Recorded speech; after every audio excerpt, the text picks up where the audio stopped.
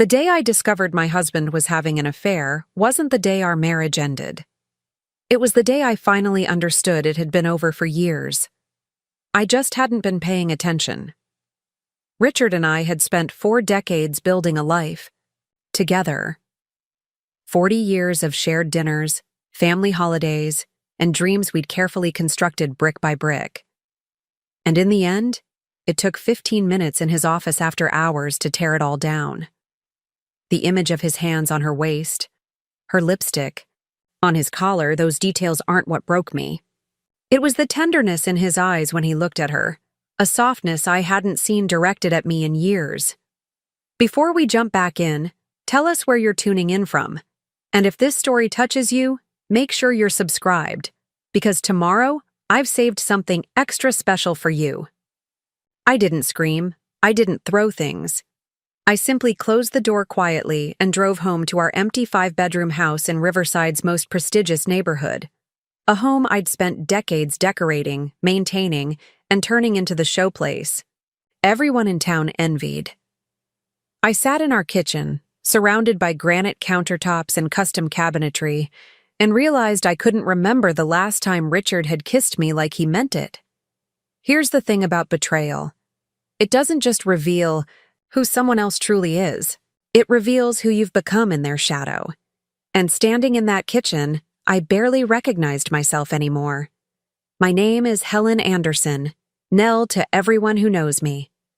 I met Richard during my sophomore year at Ohio State, back when his hair was thick and dark, and his ambitions were even bigger than his smile.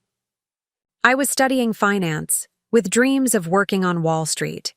He was in engineering, brilliant and charismatic in a way that made professors and students alike gravitate toward him.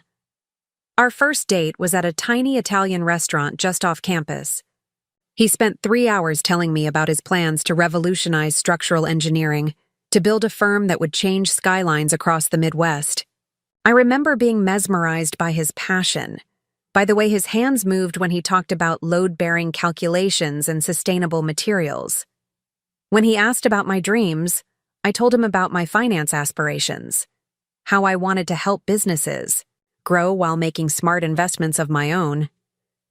"That's cute," he said, patting my hand. "You'd make a great accountant for my company someday." I should have seen it then, that subtle dismissal of my ambitions.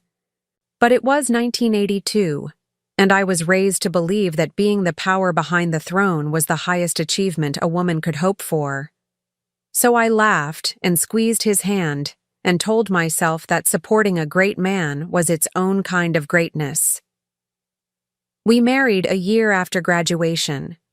I abandoned my master's program to help him start Mitchell Engineering from our tiny apartment in Riverside.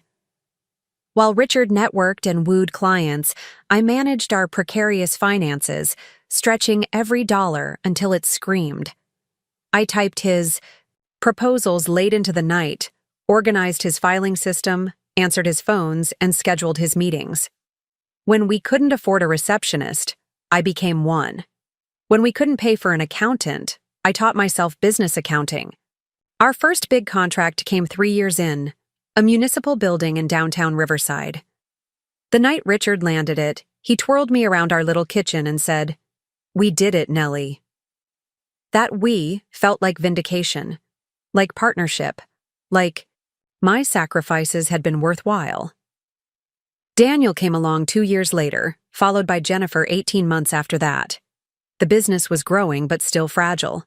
We couldn't afford full-time childcare, so I brought the children to the office, setting up a playpen next to my desk while I managed the company books, scheduled Richard's meetings, and soothed nervous clients. "Just until we're stable," Richard would say. "Then you can focus on the kids, or go back to school if you want." That stability always seemed just around the corner, perpetually 6 months away. The firm expanded. Richard brought on Gerald Thompson as a partner. We moved to a bigger office, hired staff. But there was always a reason I needed to stay involved: a new project, a demanding client, a financial hiccup that required my steady hand. The years blurred together. School drop-offs and client meetings, soccer games and business. Dinners. I maintained our social calendar, hosted parties for Richard's clients, joined the right clubs, and sat on the right charity boards. I was the consummate corporate wife, the secret weapon Richard deployed when a client seemed hesitant or a competitor got too close. When we finally moved into the large colonial on Maple Avenue in Oakwood, Richard proudly gave guests tours, describing how he'd worked his way up from nothing. Sometimes he'd put his arm around me and add, "Of course, Nell kept the home fires burning," as if my contribution had been making pot roast while he built an empire single-handedly. I remember standing in our new kitchen after one such dinner party, washing crystal glasses worth more than my father's monthly salary when I was growing up, and wondering when exactly I had transitioned from partner to prop. The children grew, up and moved out. Daniel went to medical school, eventually opening a practice in Cincinnati. Jennifer became an attorney, married Thomas, and settled in Columbus. They gave us grandchildren who Richard adored in theory, but rarely made time to. See? Our house grew quieter. The spaces between conversations stretched longer. Richard turned 60, and the firm was thriving beyond our wildest dreams. Mitchell and Thompson Engineering Consultants had projects in 6 states. We had more money than we could spend in 2 lifetimes. Richard's schedule was still packed with meetings and site visits, industry conferences, and client dinners. "When will you slow down?" I asked on his birthday, watching him check emails during our supposedly special dinner. "Soon," he said, not looking up from his phone. "Just a few more big projects I want to land. Then we'll travel, see the world, make up for lost time." I believed him because I needed to, because admitting that soon would never come was too painful to contemplate. 3 months later, he hired Vanessa Cooper as his executive assistant. She was 34, with a business degree and subtle highlights in her dark hair. She laughed at Richard's jokes and brought him coffee exactly how he liked it. 1 sugar, splash of cream. She sent me flowers on my birthday with a note that read, "Richard speaks so highly of you." Richard started coming home later. There were more business trips, more weekend emergencies at the office. He bought new cologne and started getting regular haircuts instead of waiting until I reminded. His hair was getting too long over his ears.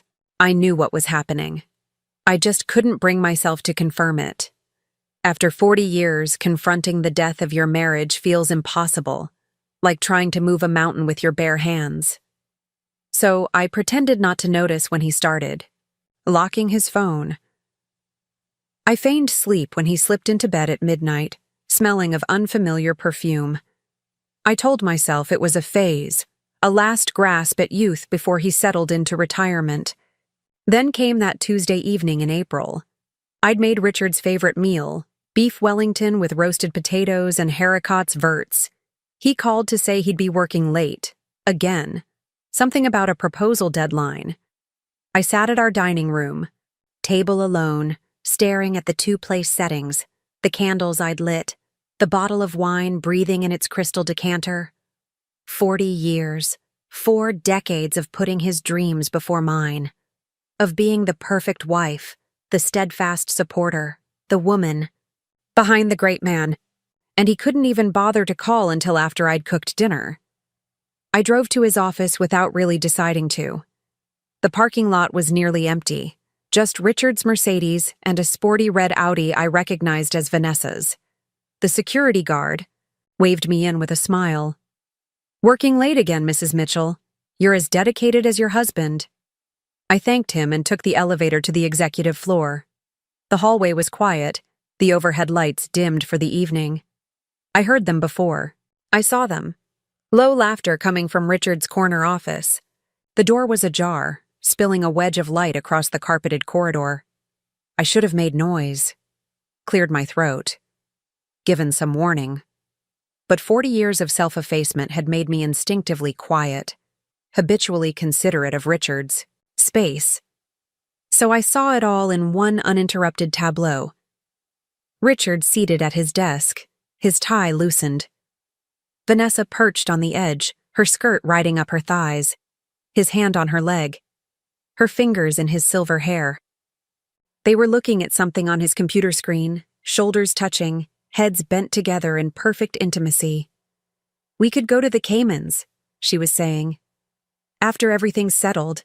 That little resort you showed me." Richard kissed her wrist.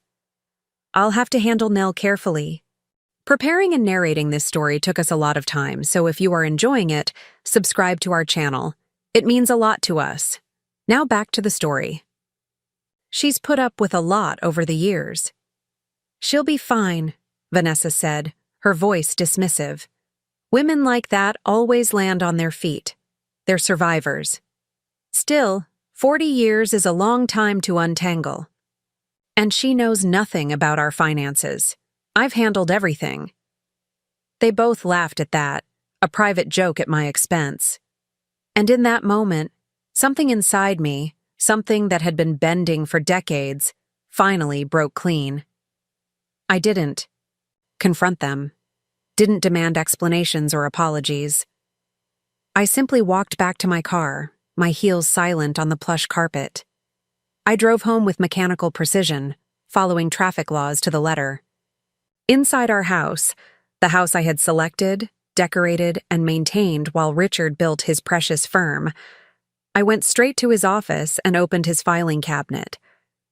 Richard believed I knew nothing about our finances because that's what he needed to believe.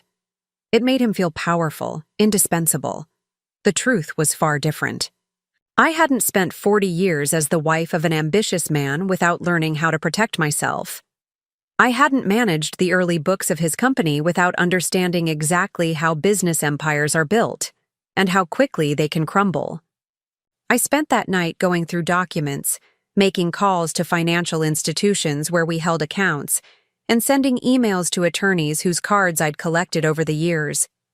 By morning, I had a clear picture of our assets, liabilities, and vulnerabilities. I also had the beginnings of a plan. The next day I called Dorothy Simmons, Dot to her friends. We'd been close since our children attended the same preschool 3 decades earlier. Unlike me, Dot had divorced her husband Ted after catching him with a bartender 15 years ago. She'd rebuilt her life, started a successful interior design business, and now lived in a beautiful condo overlooking the river. "Come over," she said when I told her what I'd discovered. "Bring documents. And for God's sake, don't confront Richard until we've talked." Dot's living room was flooded with morning light when I arrived. She took one look at my face and poured coffee spiked with Irish whiskey. "Tell me everything," she said. "And I mean everything, Nell. No protecting him, no minimizing." So I did. I told her about the gradual distancing, the late nights, the business trips, the way Richard had systematically excluded me from decision-making while ensuring I remained useful to his social and professional advancement. How he'd discouraged me from finishing my degree or pursuing my own career, always with reasonable-sounding excuses about timing or practicality. And now he's planning to leave me for his 34-year-old assistant, I finished, my voice flat. After 40 years of marriage, after I gave up everything to help him succeed. Dot's eyes were hard. "Men like Richard and Ted don't believe we built anything. They think they succeeded despite us, not because of us. They see us as expenses on their balance sheets, not assets." She reached for my hand. "But here's what they always forget, Nell. We know where the bodies are buried. We know which clients only stayed because of our charm at dinner parties. We know which partnerships succeeded because we smoothed ruffled feathers behind the scenes. We know which investments paid off because of our intuition, not their spreadsheets." She squeezed my fingers. "Richard thinks you know nothing about your finances? Use that. Let him underestimate you. It's the last mistake he'll ever make in your marriage." That afternoon, I visited Martin Hayes, a family law attorney recommended by a woman in my garden club who'd gone through a similar situation. His office was understated but elegant, with degrees from prestigious universities displayed discreetly on one wall. "Ohio is an equitable distribution state, Mrs. Anderson," he explained after hearing my situation. That means marital assets are divided fairly, but not necessarily equally. Courts consider factors like length of marriage, contributions of each spouse, including non-financial contributions, and economic circumstances going forward. What about his business? I asked. Mitchell and Thompson is worth millions now, but I was there when it was nothing. I worked without salary for years. Martin nodded. That's relevant. Very relevant. Do you have documentation of your involvement? Emails, letters, old business cards? Anything showing you had an active role rather than being a passive supporter? I smiled for the first time in days. Mr. Hayes, I have 40 years of documentation. I never throw anything away. The meeting lasted 3 hours. By the end, Martin had outlined a strategy that made me feel something I hadn't experienced in years: power. Don't let him know you're preparing, Martin cautioned as I was leaving. The element of surprise is crucial. Men like your husband believe they're always the smartest person in the room. Let him keep believing that. I returned home and went about my normal routine. I prepared Richard's favorite dinner. I laid out his clothes for the next day. When he came home, earlier than usual, his expression carefully neutral, I greeted him with the same smile I'd worn for decades. "How was your day, dear?" I asked, pouring him his customary scotch. "Busy," he said, watching me carefully. "The Henderson project is taking more time than expected." I nodded sympathetically, noting the lie. The Henderson project had been completed weeks ago. I'd attended the ribbon-cutting ceremony and made small talk with the mayor while Richard received accolades. "You work too hard," I said, touching his shoulder lightly. "Maybe we should plan that vacation you've been promising. The Cayman Islands, perhaps. I hear they're lovely this time of year." His hand froze around his glass, but his face revealed nothing.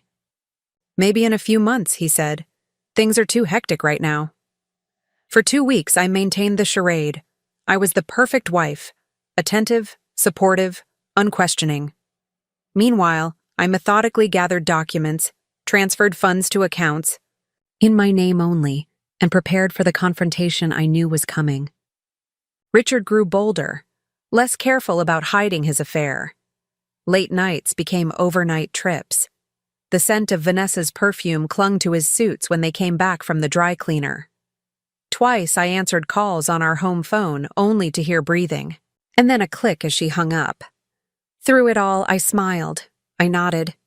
I pretended not to notice when he whispered into his cell phone in our backyard, thinking I couldn't see him through the kitchen window. I ignored the credit card charges from jewelry stores and upscale restaurants I'd never visited. While I was preparing for war. A war Richard didn't even know was coming. The moment everything changed wasn't when I discovered Richard's affair. It was 3 weeks later, on a rainy Tuesday afternoon, when he finally decided to tell me about it. I was arranging peonies in the crystal vase his mother had given us for our 10th anniversary when he walked into the kitchen with that particular expression I'd come to recognize over 4 decades, the look he wore when he was about to deliver news he considered important. Shoulders back, chin slightly raised, eyes direct but not quite connecting with mine. "Nell, we need to talk," he said, his voice measured in that way successful men practice, authoritative but not harsh. The voice he used with junior engineers when rejecting their proposals. I trimmed a stem and positioned it carefully among the pink blooms. "About what, Richard?" He sat at the island counter, folding his hands together like he was about to begin a business meeting. "I think we both know things haven't been right between us for some time." "Haven't they?" I kept arranging flowers, my movements precise and unhurried. Richard cleared his throat. "I've given this a lot of thought. We've had a good run, Nell. 40 years is nothing to sneeze at. We raised good kids, built a good life." "But?" I prompted, still not looking at him. "But people change, grow apart, want different things as they get older." He paused, waiting for a reaction. When none came, he continued with slight irritation. I've been unfair to you, staying in a marriage that's become perfunctory. We both deserve more than that. I finally turned to face him, wiping my hands on a kitchen towel. And you found more with Vanessa.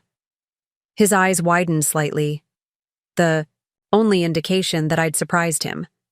He recovered quickly. Yes, I have. I didn't plan it, Nell.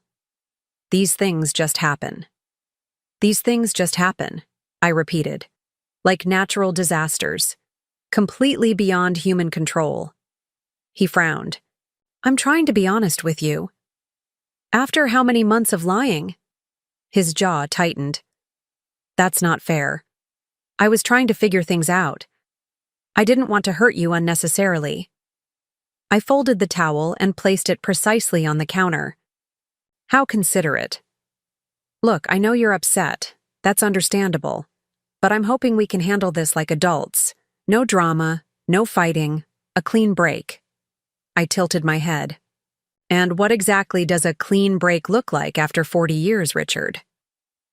He relaxed slightly, moving into familiar territory, explaining how things would be, expecting me to nod and accept. I've spoken with my attorney. He's drawing up a fair settlement. You'll keep this house, of course. I'll provide generous support, enough that you'll never have to worry about money. How much is generous exactly? He named a figure that might have impressed anyone who didn't know our actual net worth. It was less than 5% of our assets. I see, I said quietly. And the business? Richard smiled indulgently. Nell, you know the business isn't part of this discussion. That's separate from our marital assets.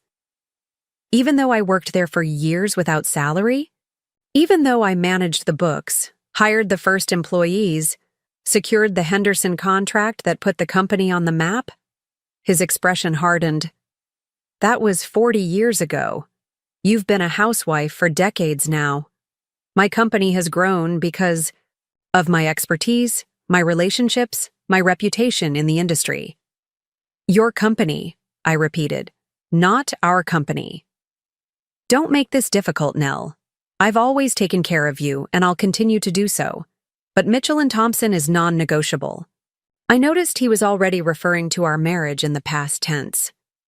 Had already decided everything without my input, just as he'd been doing for years. When are you planning to leave? I asked, my voice steady. I found a place downtown. I'll move some things this weekend. He hesitated. Vanessa and I are thinking of building something in Cedar Heights eventually. But there's no rush on that.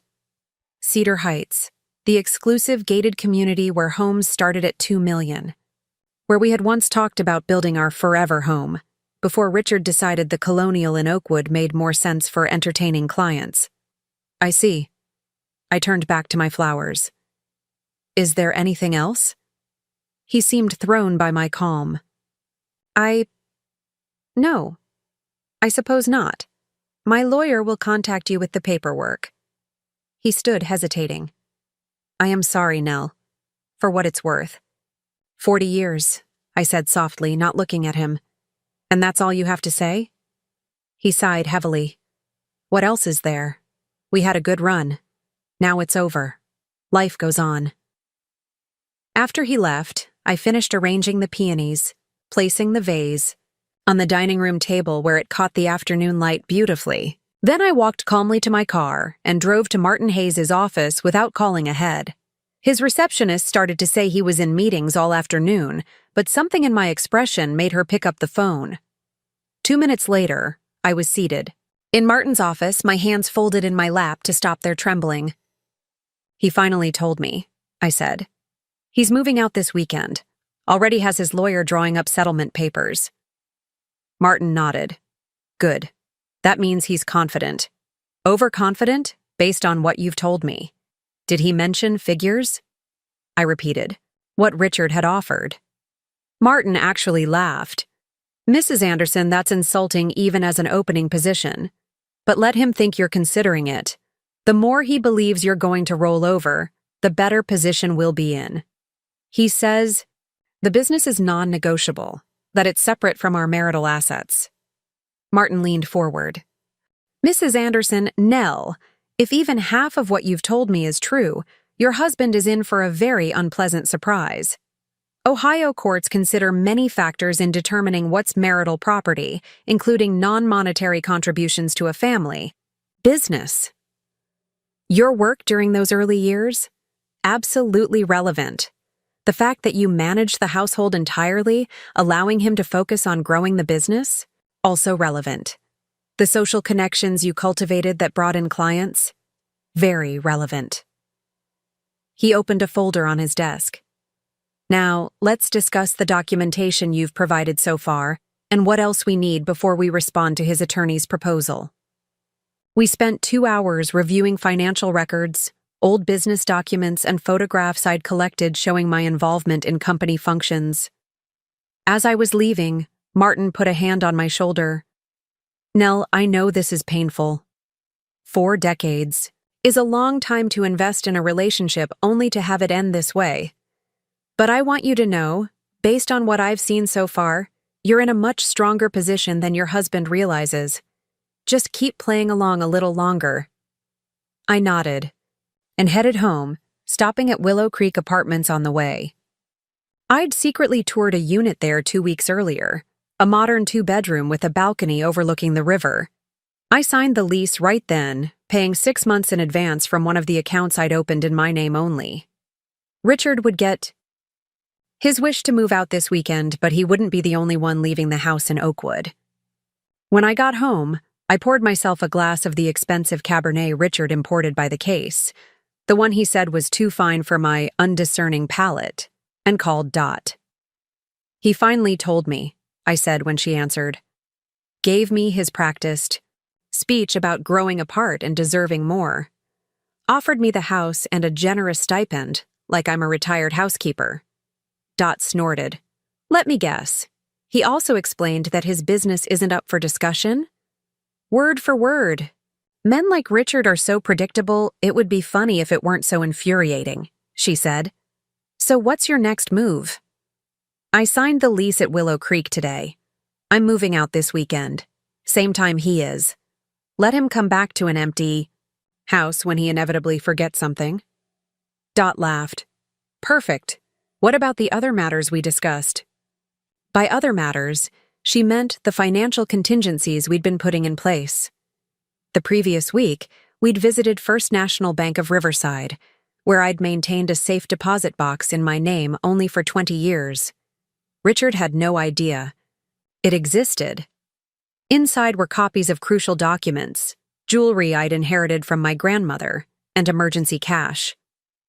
Martin is handling the legal side, I said. As for the rest, everything's proceeding as planned. Richard has no idea I've documented every contribution I made to building his precious firm. Good. Remember what I told you. Men like Richard only understand one language, consequences. Hit him where it hurts. After we hung up, I wandered through the house that had been my home for over 20 years. The dining room where I'd hosted countless dinner parties to impress Richard's clients.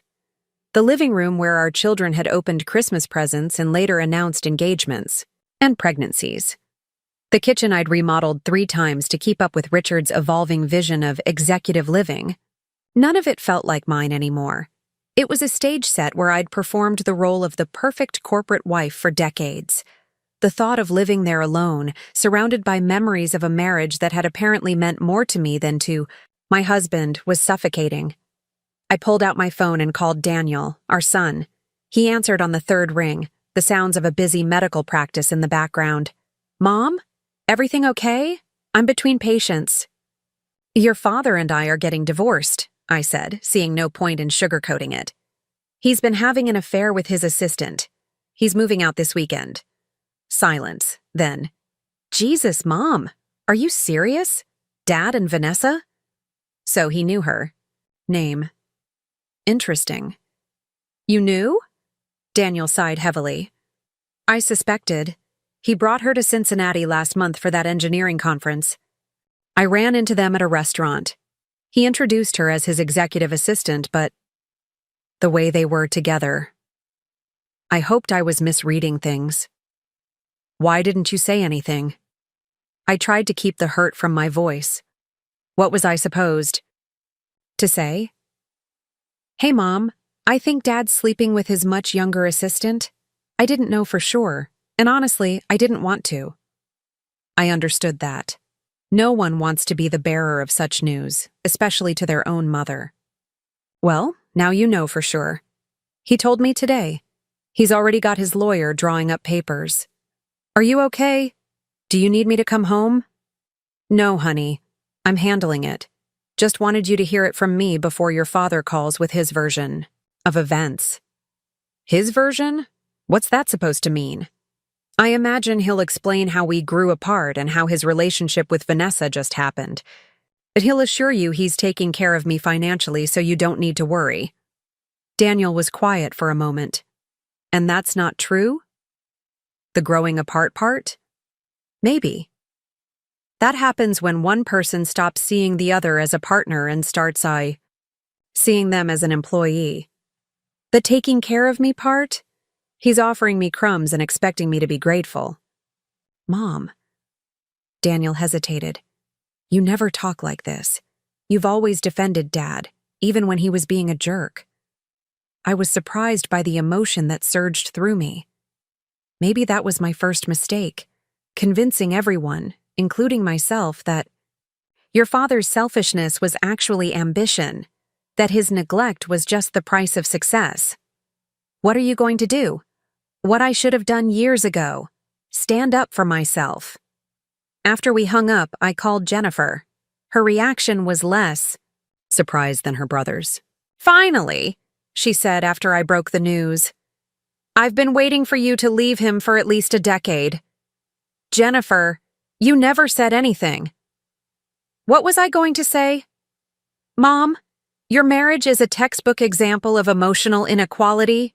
You always seemed determined to make it work, no matter what. I didn't realize it was so obvious to everyone but me, I said quietly. Not obvious exactly. Just, Dad's always been Dad, you know, the center of his own universe. And you've always been the one adapting to his gravity, never the other way around. Tom and I have talked about it for years. The thought of my daughter and son-in-law discussing my failing marriage was mortifying. I'm sorry it affected you. Kids. Don't apologize, Jennifer said firmly. We're adults. We've made our own choices about the kind of relationships we want. I just wish. What? I wish you'd valued yourself as much as you valued him, as much as we value you. Her words stayed with me as I began quietly packing that evening. Not everything, just personal items Richard would never notice were missing. My grandmother's recipes, photo albums from before our marriage, the watercolors I'd painted in college, when I still believed I might have a life beyond being Richard's wife.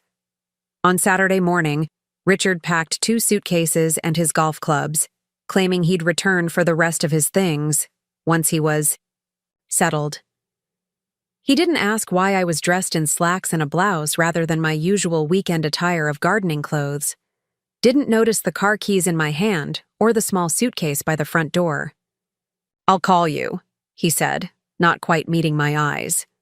We can discuss the settlement papers once you've had time to review them. Of course, I replied. Take all the time you need. The moment his car disappeared down the street, I called the moving company I'd hired. Within an hour, they arrived and began loading the items I'd designated. My personal belongings, family heirlooms that had come from my side, artwork I'd collected over the years.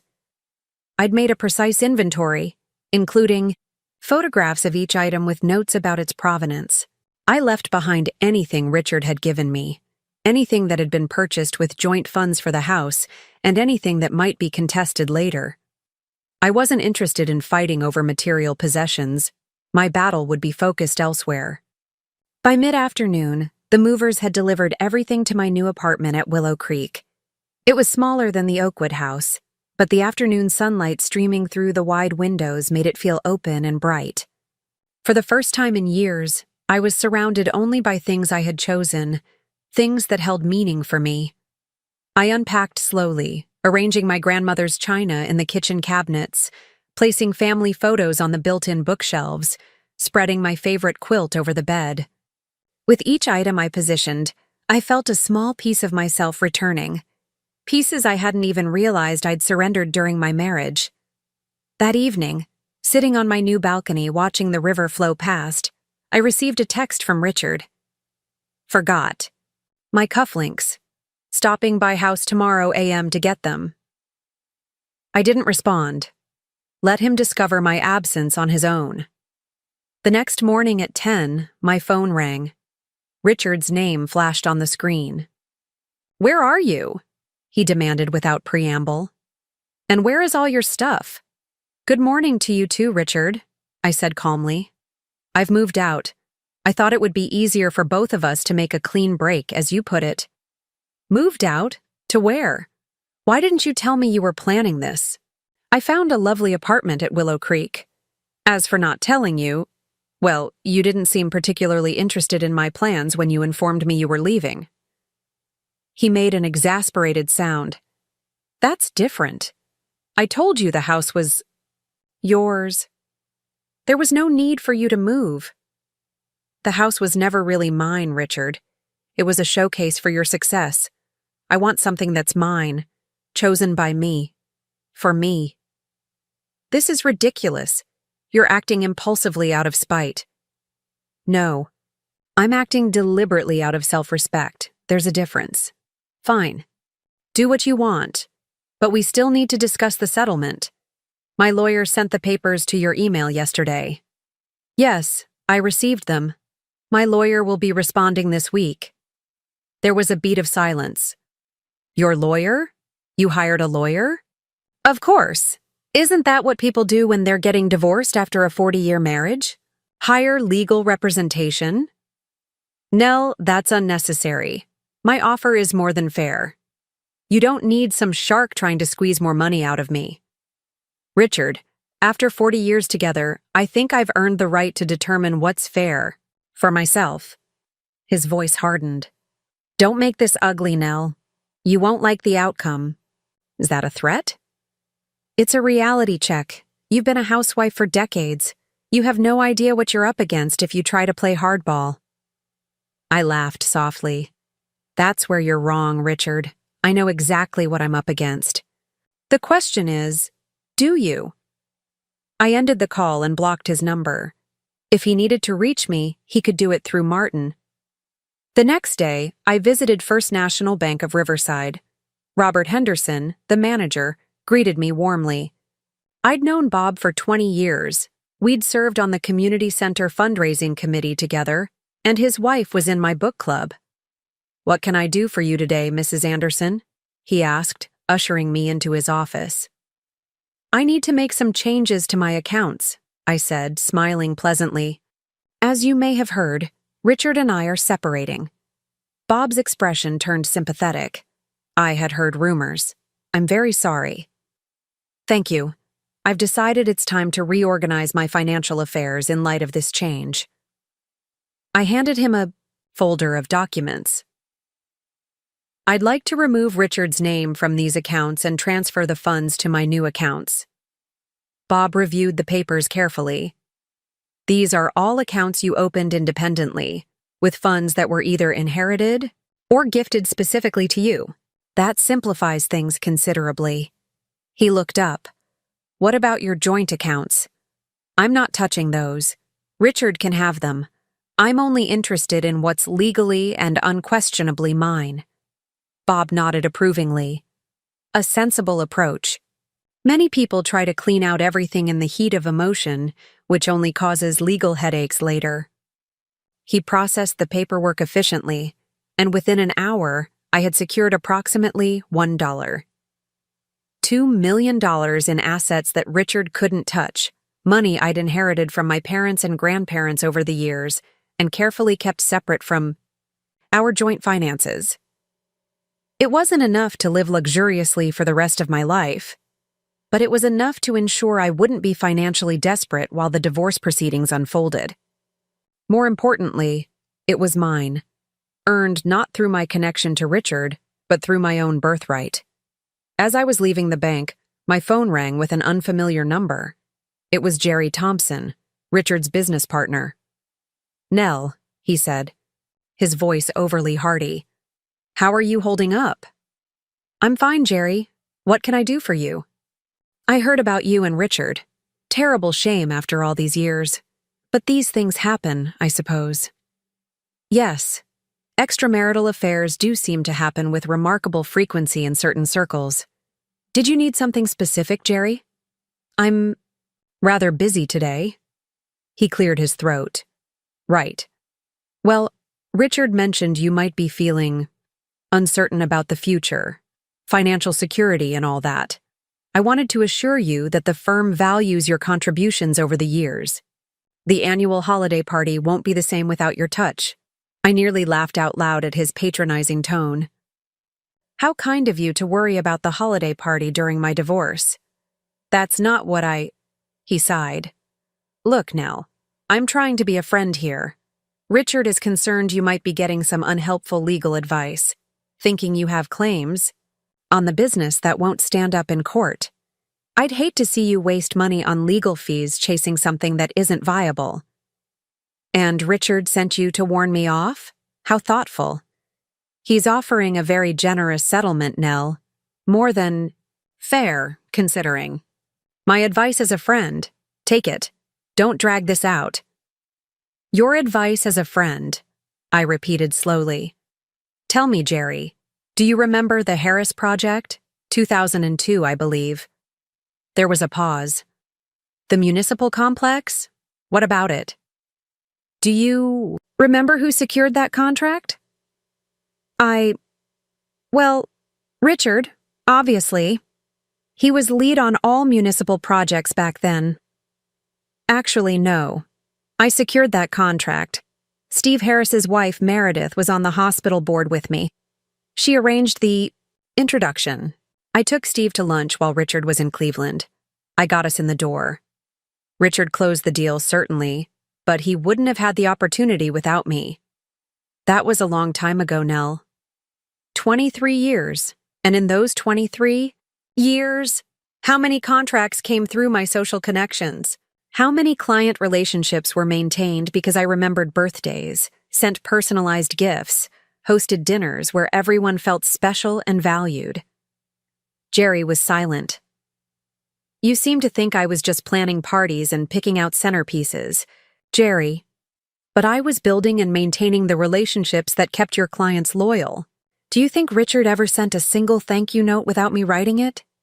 Do you think he remembered a single client's wife's medical procedure or child's graduation without me reminding him?"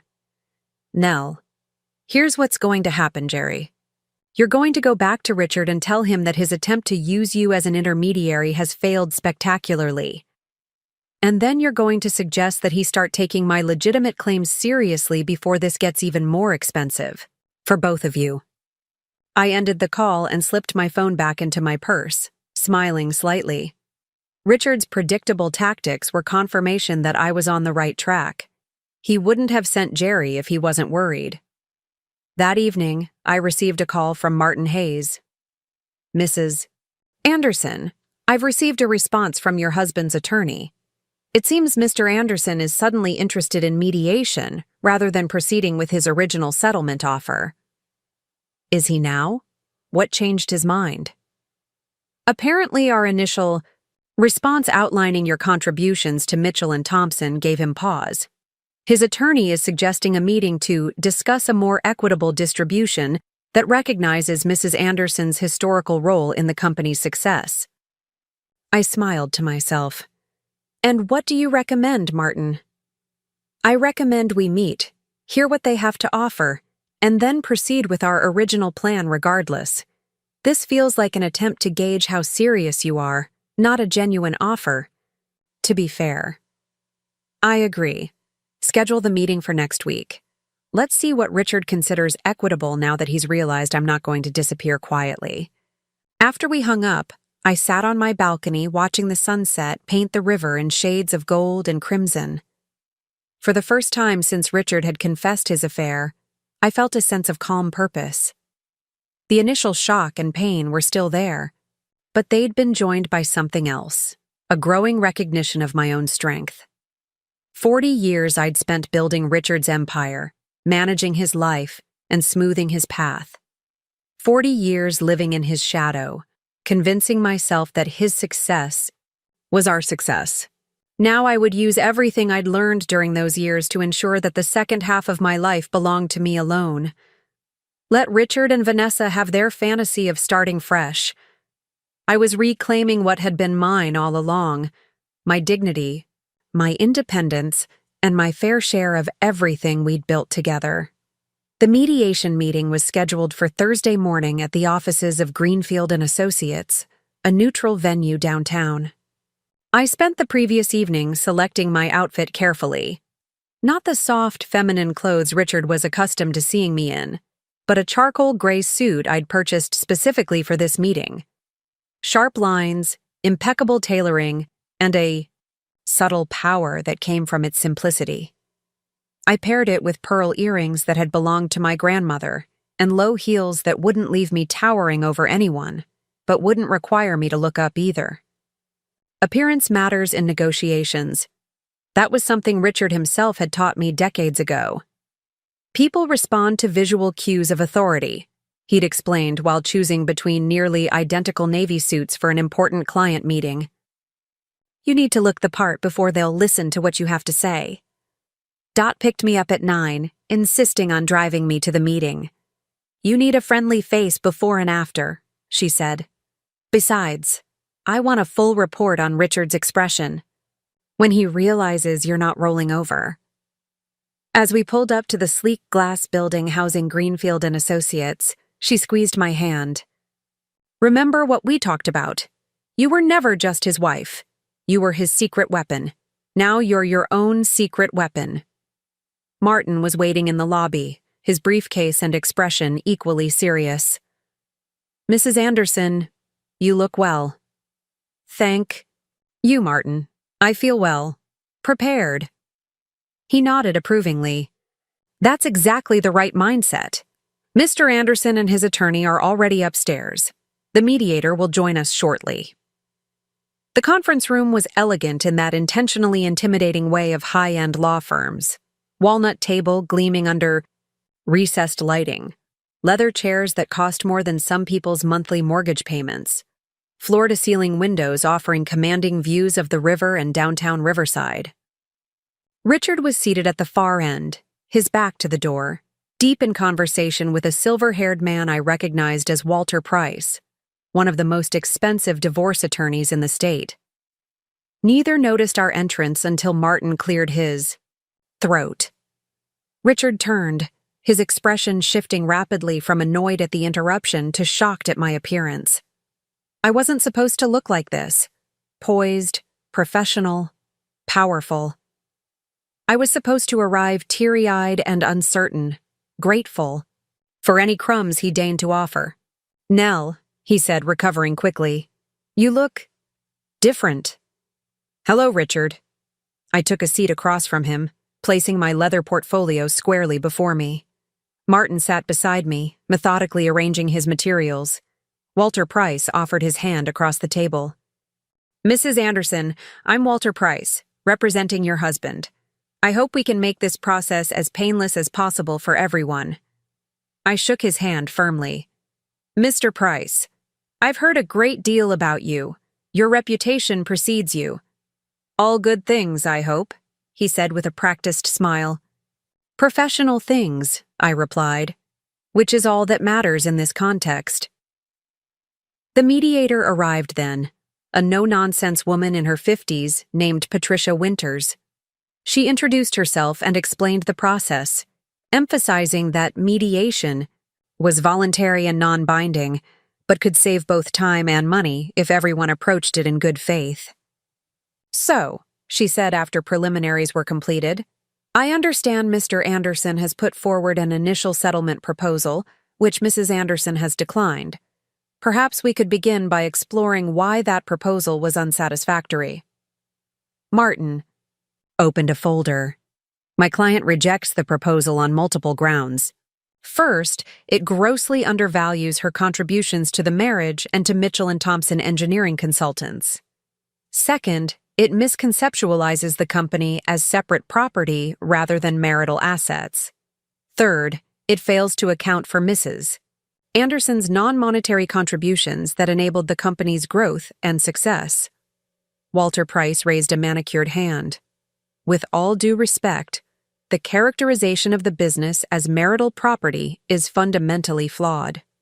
Mitchell and Thompson is a separate legal entity, and while Mrs. Anderson may have provided some administrative assistance in the company's early days, she has had no formal role in the company for decades. Some administrative assistance? I repeated softly. All eyes turned to me. Is that what you call managing the company books for the first 8 years, Mr. Price? Or securing the Harris municipal contract that kept the company afloat during the recession of 2001? Or personally calling every client when the Collins Bridge collapse threatened to destroy Mitchell and Thompson's reputation in 2007? Richard shifted uncomfortably. Nell, you're exaggerating your role. Yes, you helped out in the early days. I didn't help out, Richard. I built that company alongside you. Without salary, without recognition, without equity.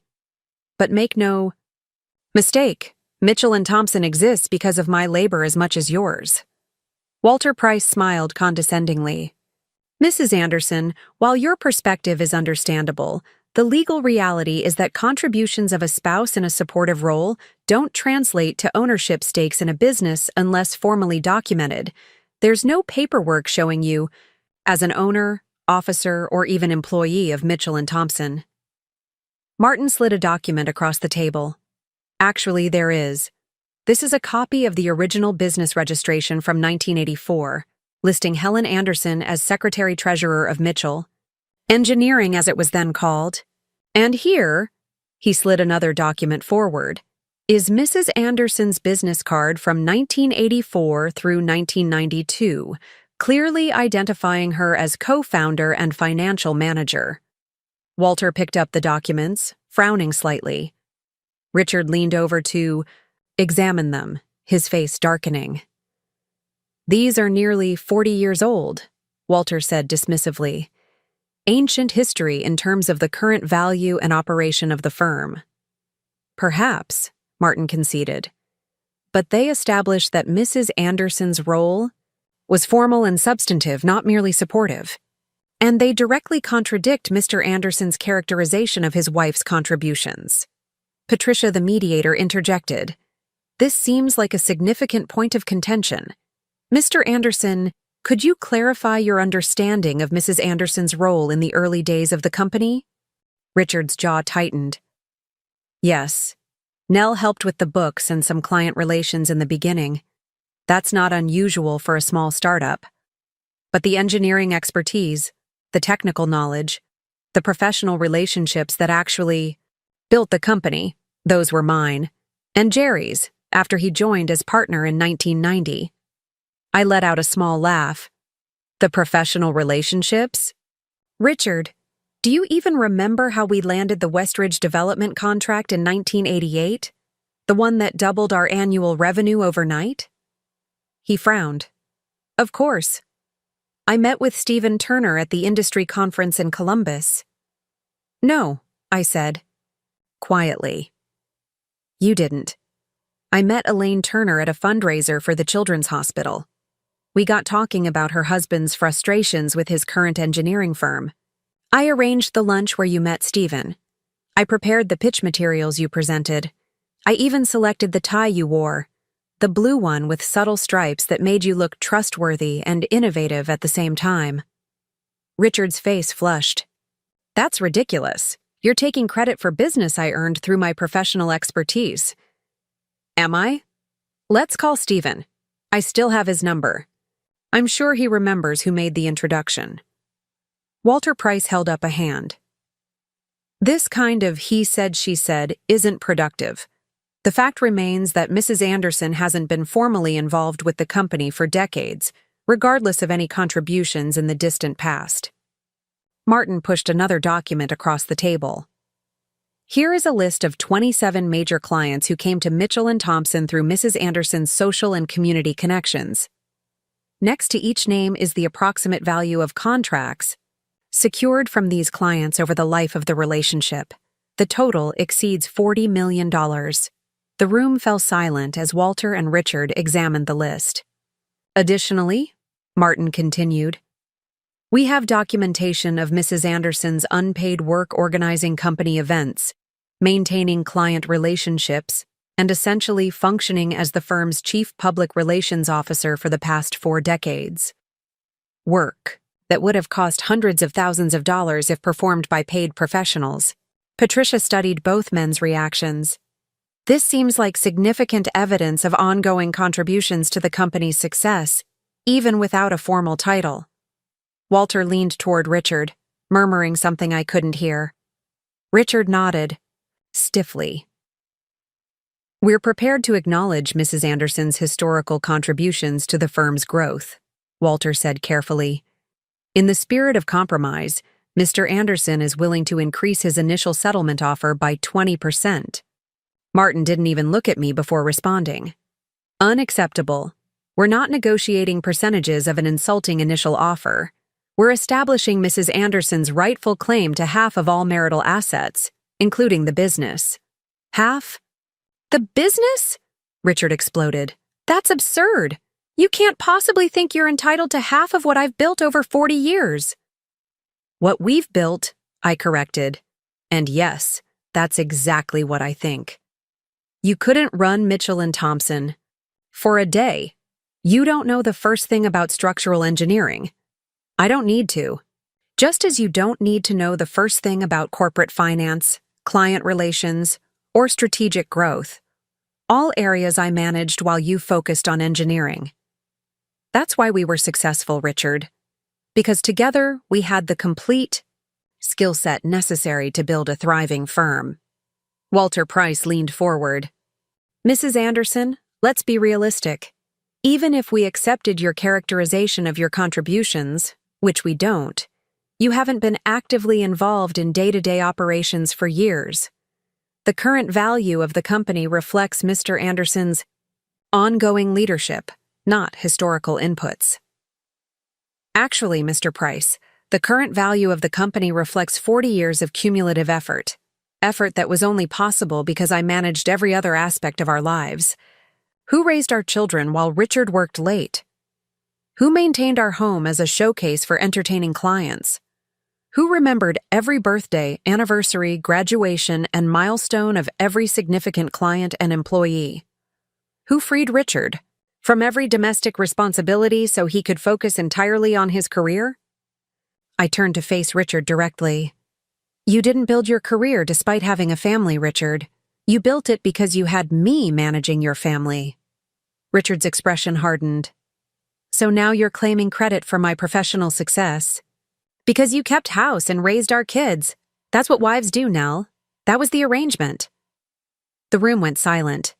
Even Walter Price winced slightly. Thank you for making my point so succinctly, I said, my voice steady despite the rage building inside me. That was indeed the arrangement.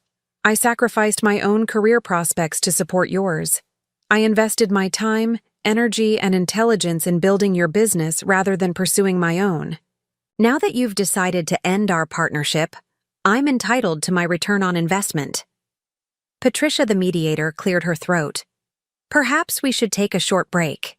It seems like emotions are running high, which is understandable given the length of the marriage and the complexity of the issues at hand. We broke for 20 minutes. Martin and I stepped into a small conference room where coffee and water had been provided. You're doing extremely well, he said quietly. Richard is unsettled. He didn't expect you to have this level of documentation or to articulate your contribution so clearly. He's always underestimated me, I replied. That's been his pattern. Throughout our marriage, I was useful but not essential. A convenience, not a partner. Martin nodded. We're going to use that underestimation to our advantage. When we return, I'm going to introduce the second major component of our position. Are you ready for that? I took a deep breath. Absolutely. When we reconvened, Walter Price had noticeably shifted strategy. He began with a more conciliatory tone, acknowledging my supportive role in Richard's success and offering a revised settlement that would include a larger cash payment and continued health insurance coverage. Martin listened politely, then opened another folder. While we appreciate the modest improvement in the offer, it still fundamentally mischaracterizes the nature of my client's contributions. But let's set that aside for a moment and address an entirely different matter. He slid a document across the table. This is a detailed accounting of funds transferred from Mitchell & Thompson's corporate accounts to a series of shell companies, and eventually to personal accounts controlled exclusively by Mr. Anderson, accounts that were deliberately hidden from Mrs. Anderson. Richard went completely still. Walter Price quickly glanced at the document, then at his client. "What is this?" Patricia asked. "Evidence of systematic financial misconduct," Martin said calmly. "Over the past 5 years, Mr. Anderson has diverted approximately $32 million in company funds to these hidden accounts, presumably in preparation for this divorce." Walter Price shook his head. "These are serious allegations that would require thorough investigation. We categorically deny any financial impropriety." "By all means investigate," Martin replied. "In fact, we've already provided this documentation to the State Licensing Board for Professional Engineers and to the IRS for their review. If these transfers represent legitimate business expenses, I'm sure Mr. Anderson will have no trouble explaining them." Richard's face had drained of color. "This is outrageous. You're threatening me." "No, Richard," I said quietly. "I'm holding you accountable. There's a difference." "How did you even get these records? You had no right to access company financial information." I smiled slightly. "You forget that I still have relationships with people at Mitchell & Thompson, people who've been there since the beginning, people who remember my role in building the company, people who don't approve of what you've been doing, either professionally or personally." A flash of understanding crossed Richard's face. "Linda in accounting. She always did have a soft spot for you." "Linda has integrity," I corrected. "Something you seem to have misplaced along with your wedding vows." Walter Price held up a hand to silence his client, then leaned in to whisper urgently in Richard's ear. Their hushed conversation continued for several minutes, growing increasingly tense. Finally, Walter turned back to us. "We'll need to confer more extensively about these new allegations. I suggest we adjourn for today and reconvene once we've had an opportunity to review this material." Martin nodded. "Of course. Take all the time you need. Just be aware that our settlement position now includes the return of these diverted funds, in addition to an equitable division of the company's legitimate assets." Patricia looked between the two parties. "It seems we have some significant new information to process. Let's schedule our next session for early next week, pending the availability of all parties." As we gathered our materials to leave, Richard approached me while Walter was speaking with Patricia about scheduling. "What are you trying to prove, Nell?" he hissed, keeping his voice low enough that only I could hear. "You're going to destroy everything if you keep pushing like this." "No, Richard," I said calmly. "You destroyed everything when you decided I was disposable after 40 years. I'm simply making sure I don't go down with the wreckage." His eyes narrowed. "You won't win this. You think you have leverage, but you have no idea what you're up against." "Actually, I think I do. The question is, do you understand what you're up against? Because it isn't the meek, accommodating wife you've taken for granted all these years. That woman is gone." I walked away, joining Martin at the elevator. We didn't speak until we were in the lobby, safely out of earshot of anyone from the meeting. "You were magnificent," Martin said. "Absolutely steady. Richard is rattled. You can see it in his body language." "The financial documents hit home," I observed. "He didn't think I'd ever find out about those accounts." Most clients in your position wouldn't have. Your preparation has been exceptional. We stepped outside where Dot was waiting in her car. She rolled down the window. Well, how did our boy Richard take the news that his cushy little plan is going up in flames? I smiled, feeling a strange mix of exhaustion and exhilaration. Not well, but we're just getting started. That evening, my phone rang with an unfamiliar number. I answered cautiously. Nell, it's Jerry. Jerry Thompson. Richard's business partner. I hadn't expected to hear from him directly. Hello, Jerry. What can I do for you? Look, I need to meet with you. In private. Without lawyers or Richard. I hesitated. I don't think that's appropriate. At this stage, Jerry. We're in the middle of legal proceedings. Please, he said, his voice uncharacteristically urgent. This isn't about taking sides. It's about protecting the company you helped build too. Just one conversation. Then if you want to bring in Martin Hayes, that's your right. I considered his request. Jerry had never been particularly warm toward me, but he'd always been fair. And unlike Richard, he'd occasionally acknowledged my contributions to the firm's success. All right, I said finally. One conversation, but in a public place. Thank you. The relief in his voice was palpable. The Riverside Cafe? Tomorrow at 10? I'll be there. I called Martin immediately afterward to inform him of the meeting. He was concerned, but understood my reasoning. Just be careful, he warned. Jerry's first loyalty will always be to the firm, which means to Richard by extension. Don't agree to anything without consulting me first. I won't. I just want to hear what he has to say. The Riverside Cafe was busy with mid-morning customers when I arrived. Jerry was already there, seated at a corner table with 2 cups of coffee. He stood when he saw me, gesturing awkwardly to the chair across from him. Nell, thank you for coming. I sat, noting how tired he looked, the dark circles under his eyes, the slump in his normally perfect posture. What's this about, Jerry? He pushed one of the coffee cups toward me. You take it with just cream, right? I remembered from all those early morning meetings.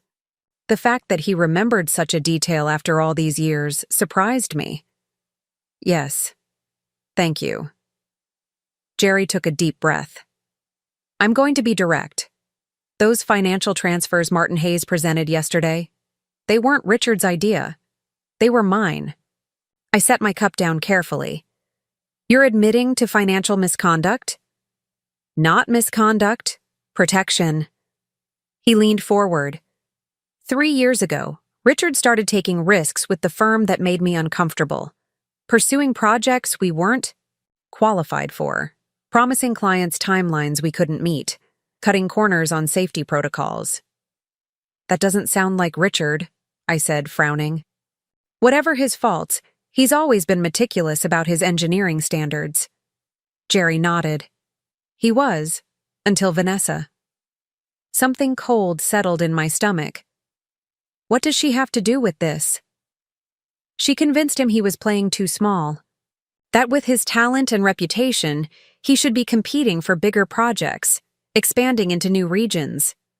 She'd show him articles about younger, less experienced firms landing massive contracts, imply that he was letting competitors overtake him. And he listened to her? Risked the reputation he spent decades building because a 34-year-old with no engineering background thought he should be more aggressive? Jerry looked away. You know how Richard is about his ego, the idea that younger firms might outshine him. It got under his skin.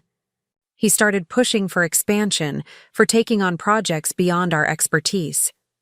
I pushed back. We argued, the first serious disagreements in our partnership. So where do the hidden accounts come in? I started quietly moving some of our reserves, protecting them in case his gambles didn't pay off. The intention was always to bring those funds back once Richard came to his senses. But then he began spending more and more time with Vanessa, and I realized this wasn't a temporary lapse in judgment.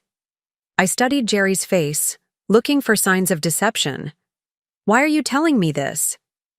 Because Richard is planning to squeeze you out completely. After yesterday's meeting, he called an emergency session with the board. A board that consists of himself, me, and 2 of his golfing buddies who've never questioned a single decision he's made. They voted to issue a special dividend to Current, shareholders effectively draining the company's liquid assets before you can get access to them. My heart sank. Is that legal? Technically, yes. Ethically, not even close. That's why I abstained from the vote. And that's why I'm here. Jerry reached into his jacket and pulled out a flash drive. This contains detailed records of every questionable decision Richard has made in the past 3 years, including projects where safety standards were compromised to meet Vanessa's ambitious timelines. It also includes emails where I explicitly warned him about potential liability issues. I stared at the small device. Why would you give me this? You'd be implicating yourself. Because I've spent 30 years building Mitchell & Thompson alongside you and Richard. I won't watch him destroy it because he's having a midlife crisis. Jerry pushed the flash drive toward me. I'm not taking your side against Richard. I'm taking the company's side against Richard's worst impulses. I didn't touch the drive. How do I know this isn't a setup? Something Richard put you up to? Jerry actually laughed. Richard barely speaks to me these days unless it's to override my concerns about a project. He's convinced I'm just being cautious because I'm older, that I don't have the vision or courage to take the firm to the next level, whatever that means in Vanessa's business school jargon. So what do you want from me in exchange for this information? When the dust settles, and it will one way or another, I want assurances that the company's core values won't be compromised. The safety standards, the attention to detail, the reputation for integrity that you and Richard and I built together. That's all. I finally picked up the flash drive, turning it over in my fingers. I'll need to discuss this with my attorney. Of course, Jerry said, standing. I don't wait too long. Things are moving quickly with this special dividend.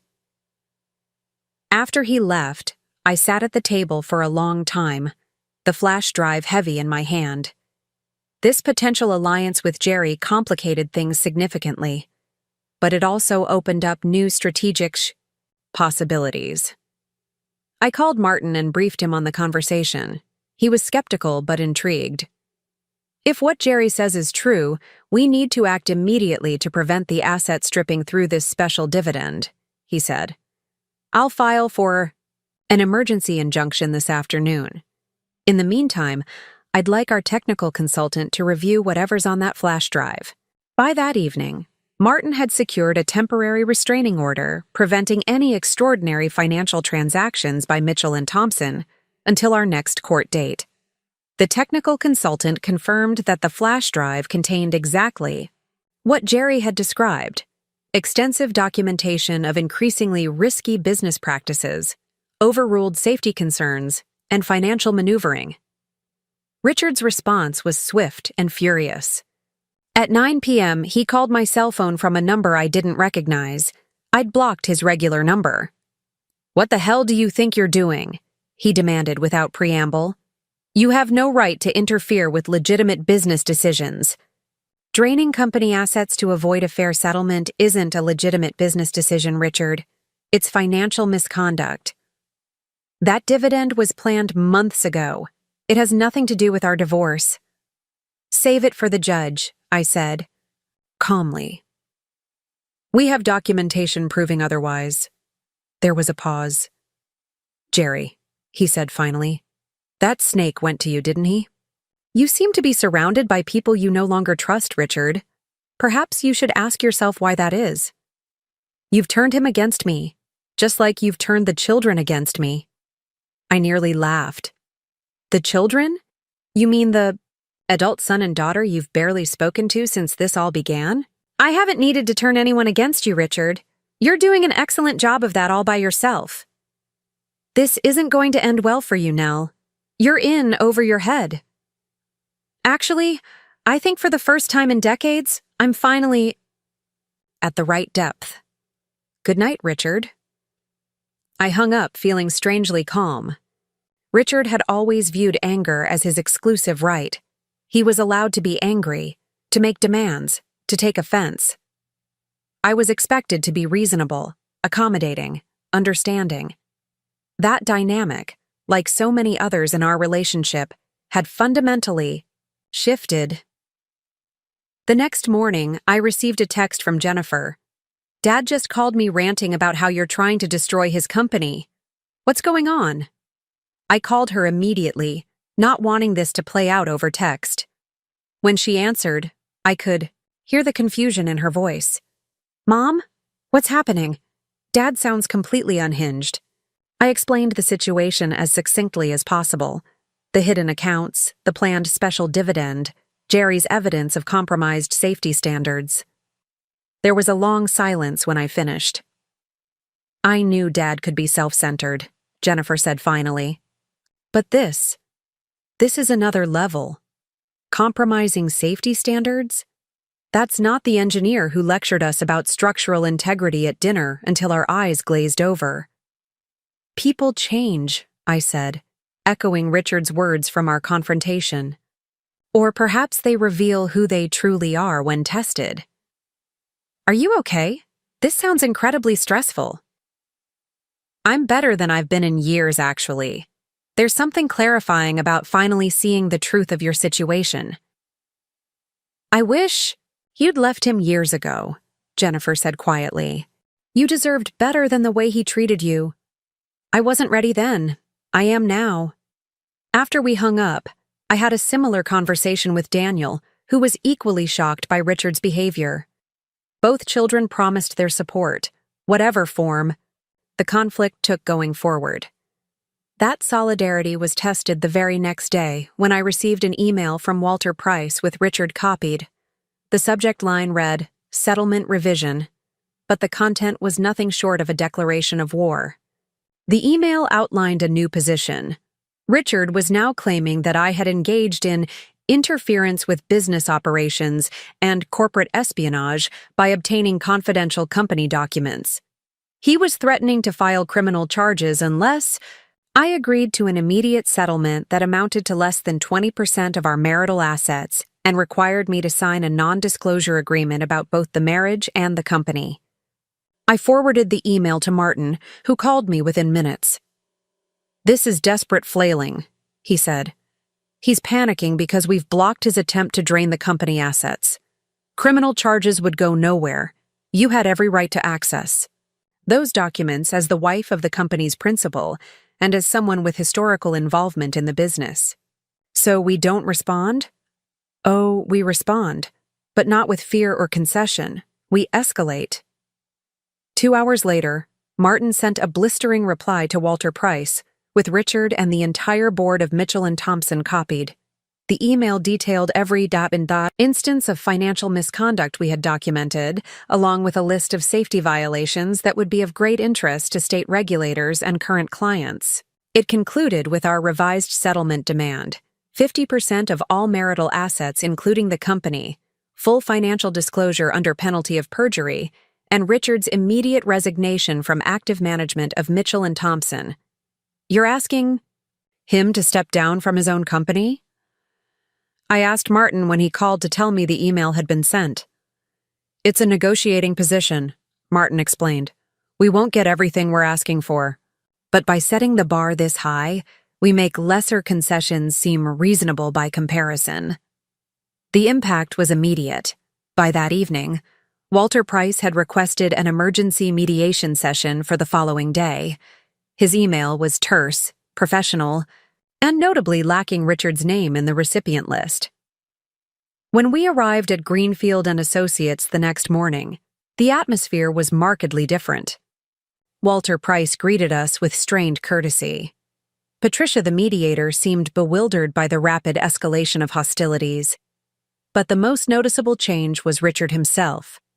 Gone was the confident, dismissive man who had patronized me in our first session.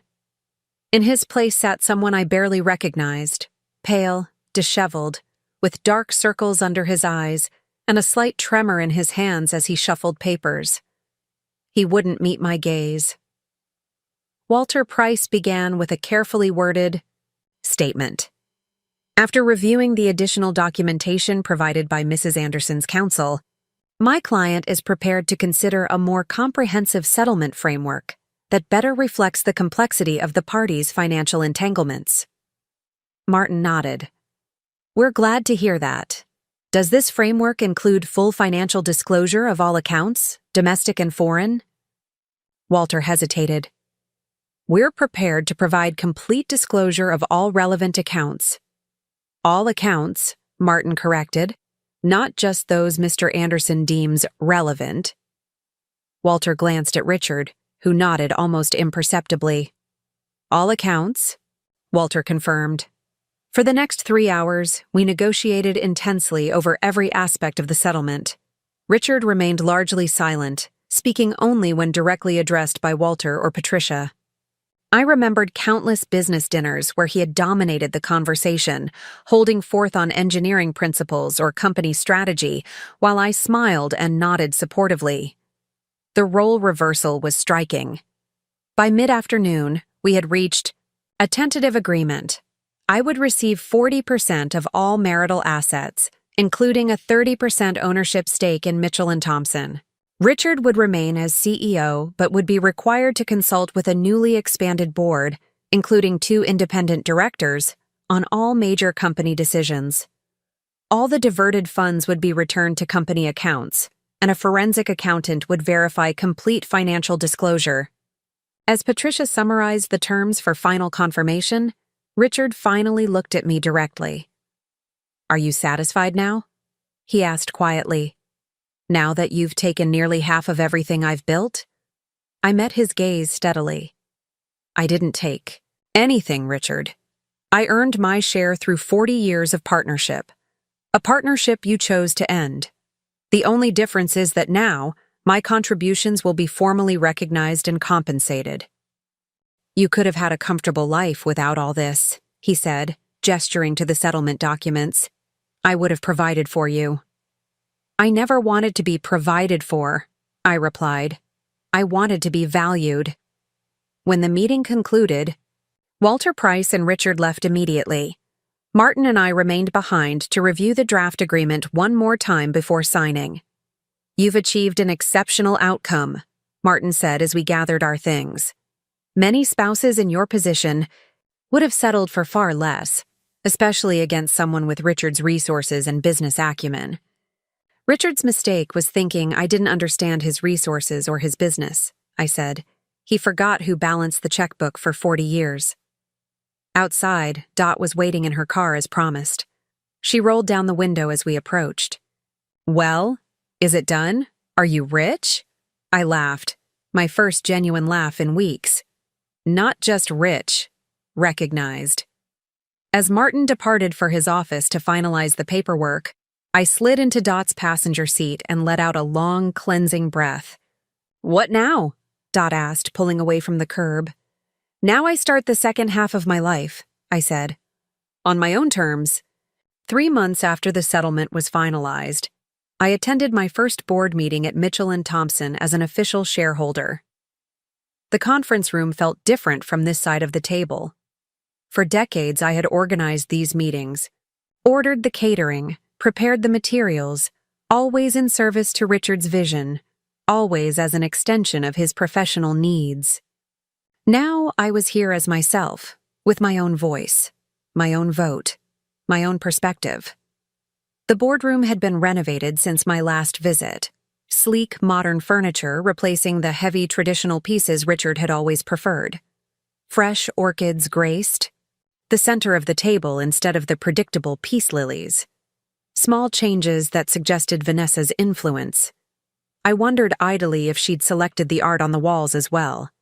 Abstract canvases in cool blues and grays, replacing the architectural photographs Richard had always favored. Jerry arrived first, greeting me with a warmth that still surprised me. Our alliance during the divorce proceedings had evolved into something resembling actual friendship. He pulled out the chair beside mine. "How are you feeling?" he asked, quietly. "First meeting as official board member. Nervous?" I smiled. Not nervous, just processing the irony. I've attended hundreds of meetings in this building, but never as someone whose opinion actually mattered on record. Your opinion always mattered, Jerry said.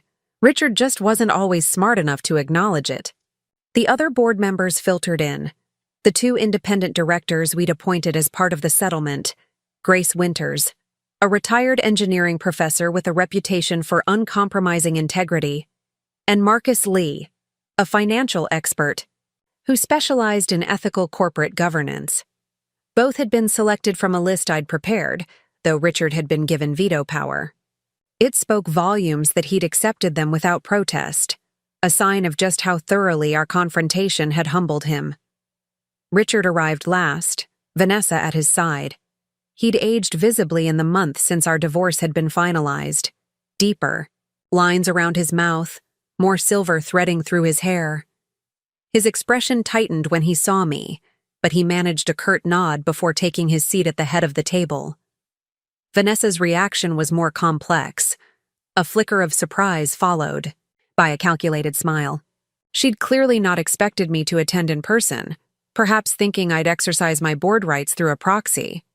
She wore a perfectly tailored navy suit that probably cost more than what most people in the room earned in a week. Her dark hair, swept into an elegant chignon. She was beautiful, poised, and unmistakably out of her depth in a room full of engineering and financial experts.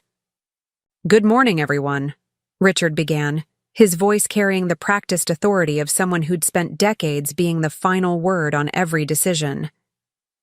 "Let's begin with the quarterly financials." The meeting progressed with a formality that felt almost theatrical. Richard presented each agenda item with careful neutrality, avoiding any phrasing that might invite disagreement.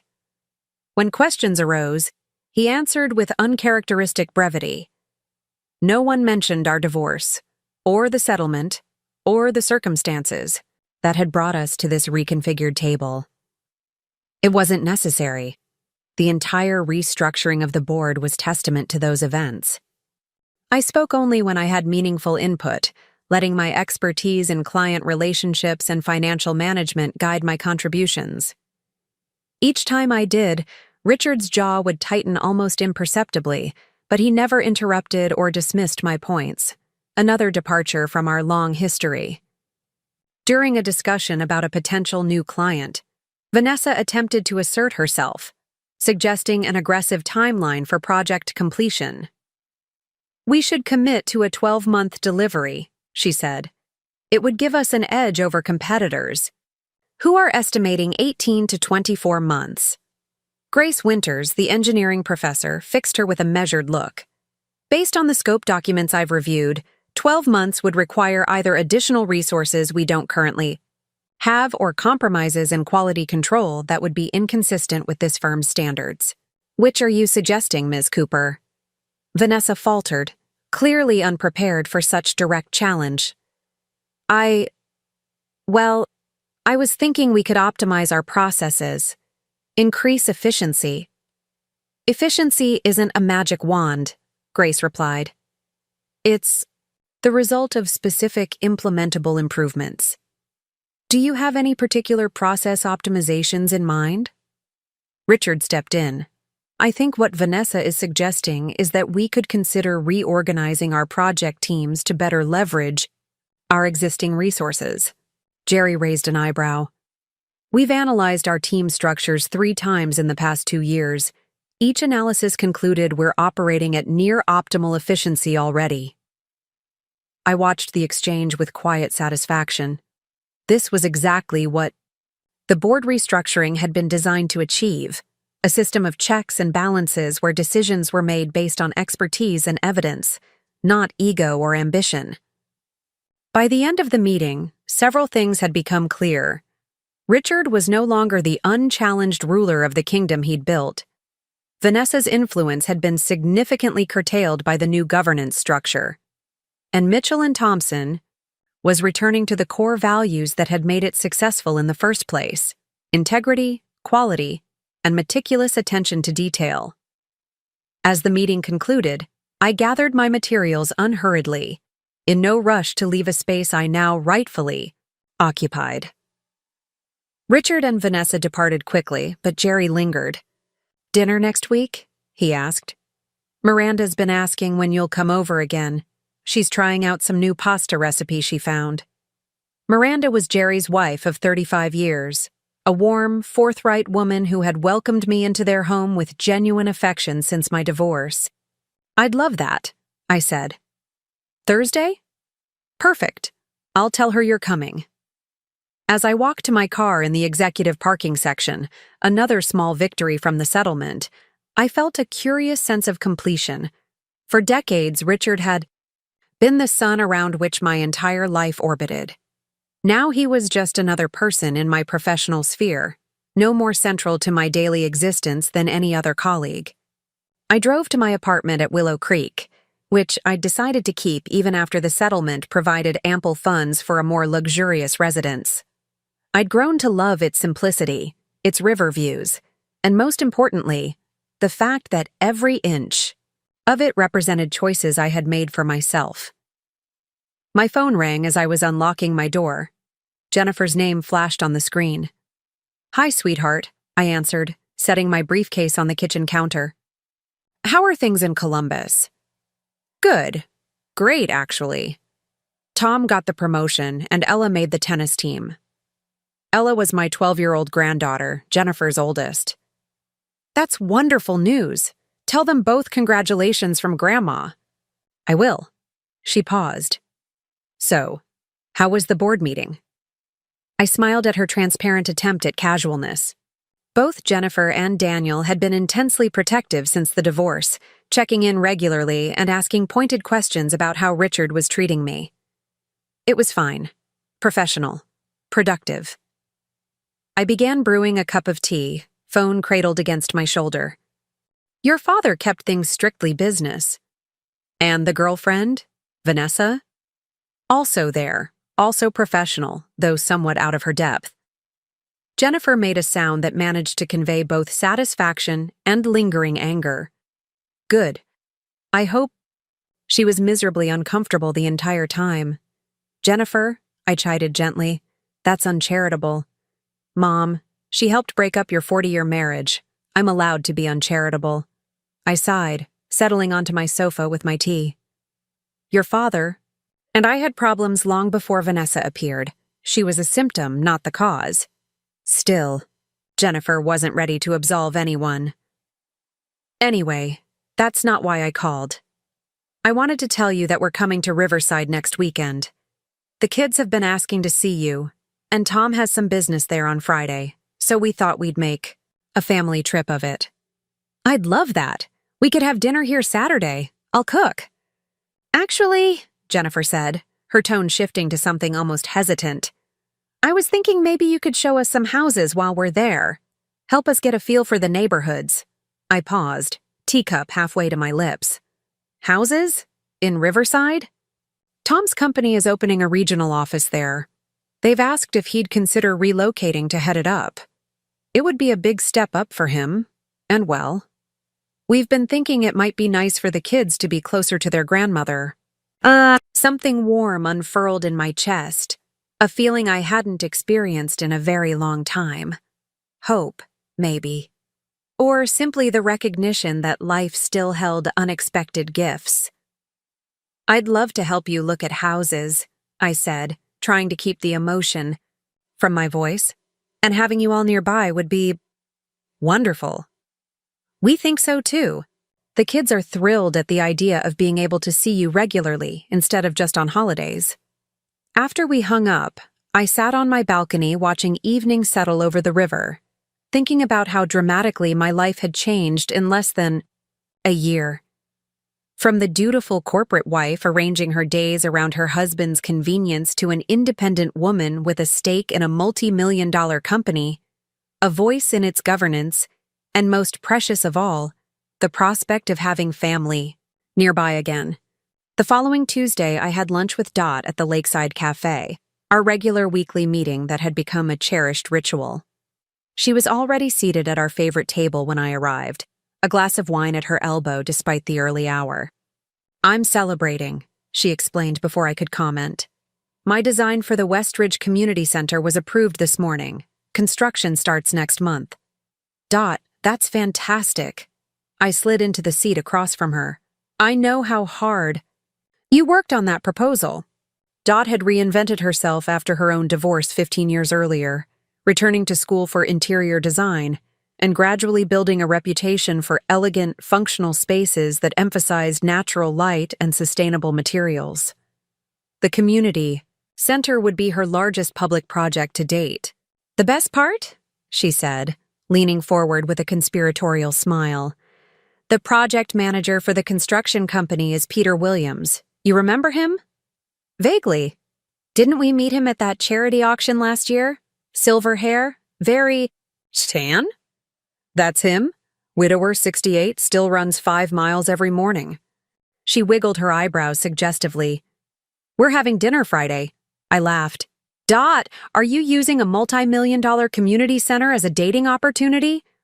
Absolutely not, she said with mock indignation. The community center is a professional achievement I earned through talent and hard work. The dinner with Peter is simply a fortunate coincidence. Well, I hope it's a lovely coincidence. Dot took a sip of her wine. Enough about my burgeoning romance. How was the board meeting? Did Richard behave himself? I filled her in on the details as our food arrived. A Caesar salad for me, French onion soup for Dot. She listened intently, nodding at the descriptions of Richard's subdued demeanor and Vanessa's unsuccessful attempt to influence the project timeline. It's remarkable, she said when I finished. A year ago, you were arranging his dry cleaning and making sure he had exactly the right tie for every client meeting. Now you're helping govern the company he thought was exclusively his domain. Life contains some exquisite ironies, I agreed. Speaking of ironies, have you heard the latest about Richard and Vanessa's house hunt? I raised an eyebrow. No. Should I care? Probably not, but it's too delicious not to share. They've been trying to buy in Cedar Heights, you know, that exclusive gated community Richard always said was overpriced for what you get. I remember. What about it? Well, apparently they've been rejected by the Homeowners Association.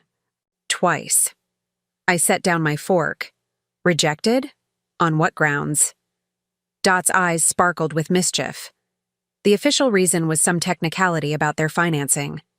But Amanda Lewis sits on that board. You remember her. We served on the hospital fundraising committee with her for years.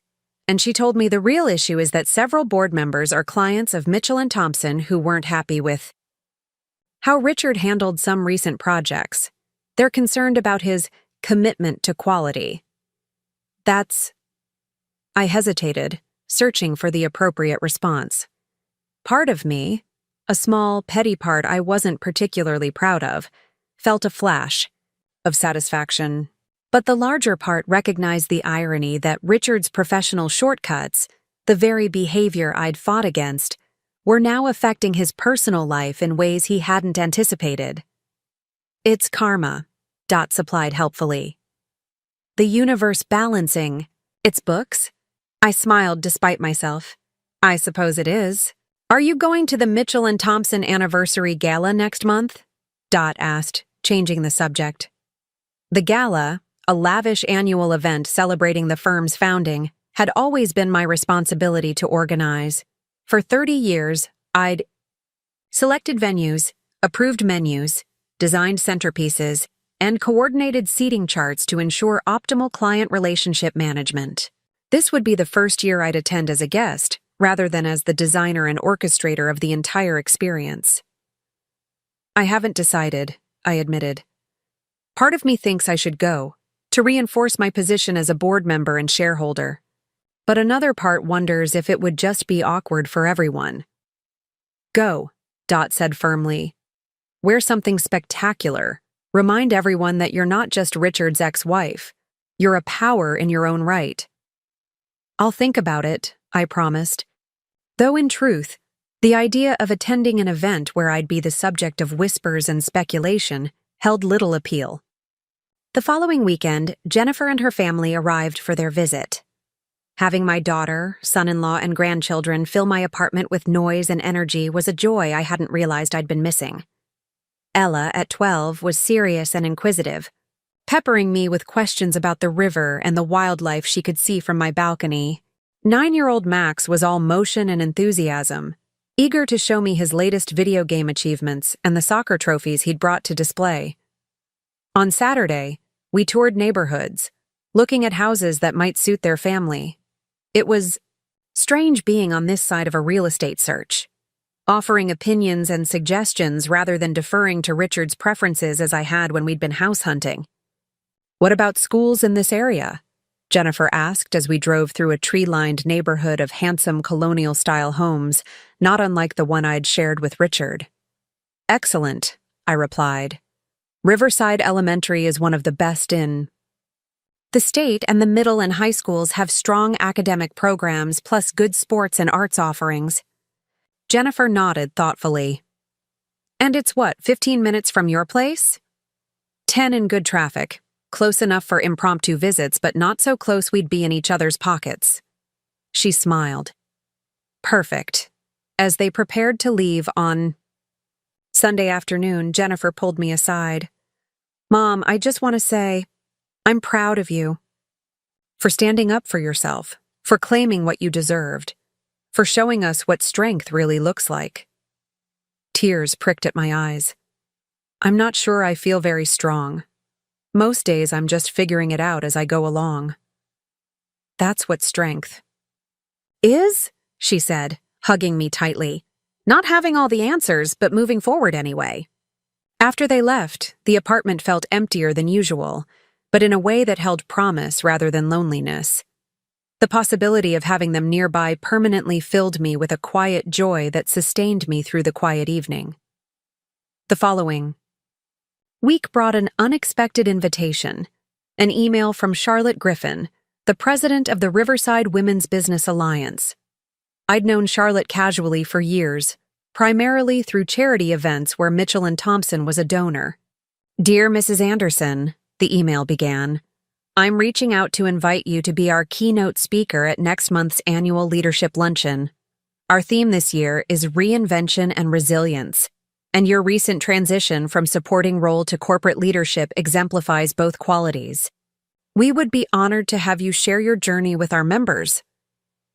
I stared at the screen, momentarily speechless. Me? A keynote speaker? The idea was simultaneously flattering and terrifying. Throughout my marriage, public speaking had been Richard's domain. I had been the one who prepared his notes, reviewed his slides, made sure his water glass was full before he took the podium, never the one whose voice was deemed worth hearing. I called Dot for advice. "You absolutely have to do it," she said without hesitation. "This is exactly the kind of opportunity you should be embracing in this new chapter of your life." "What would I even say?" I asked. "I'm hardly a business leader. I just happen to own shares in a company I helped build." "Are you serious?" Dot's tone made it clear she thought I was being intentionally obtuse. "Nell, you managed the finances of a startup engineering firm that grew into a regional powerhouse. You cultivated client relationships that brought in millions in contracts. You balanced corporate and family demands with grace for 4 decades. And when your husband betrayed you, you fought back with intelligence and strategy instead of emotion. You have plenty to say that these women would benefit from hearing." Put that way, I supposed I did have experiences worth sharing. "All right," I said. "I'll do it." The next few weeks flew by in a flurry of preparation, drafting and refining my speech, selecting an appropriate outfit, practicing my delivery in front of the mirror until the words flowed naturally. I chose to focus my remarks not on Richard's betrayal or our divorce, but on the broader themes of recognizing one's own value and having the courage to claim it. The day of the luncheon arrived clear and bright, a perfect October afternoon with just enough crispness in the air to energize without chilling. The event was being held at the Riverside Grand Hotel, in the same ballroom where Richard and I had attended countless charity galas and business functions over the years. But this time, I entered alone, head high, purpose clear. Charlotte met me in the lobby, elegant in a crimson suit that complemented her silver hair. "Helen, thank you so much for agreeing to speak today. We have a full house, over 300 members and guests. 300 people." I took a deep breath, calming the flutter of nerves in my stomach. I'm honored to have been asked. She led me through the pre-luncheon reception, introducing me to board members and sponsors. Many faces were familiar from various social and charitable circles, though the greetings I received now carried a different weight, respect rather than the polite acknowledgement usually accorded to an executive's wife. "Mrs. Anderson, I was so pleased when I saw you were speaking today." A middle-aged woman approached, extending her hand. "Karen Davis. We met at the Hospital Foundation dinner last year. I was seated at your table." I smiled, placing her. "Of course, Mrs. Davis. Your husband heads Davis Construction, if I recall correctly." "That's right, though I'm now the CEO. Michael retired last spring." "Congratulations on the promotion." She leaned in slightly. "I hope you don't mind my saying this, but your divorce settlement was the talk of the business community. The way you negotiated for fair recognition of your contributions. It was inspiring, especially for those of us who've worked alongside our husbands without formal titles." Before I could respond, Charlotte signaled that it was time to move to the ballroom for lunch. I was seated at the head table, between Charlotte and the Alliance's treasurer, a sharp-eyed banker named Virginia Oakes.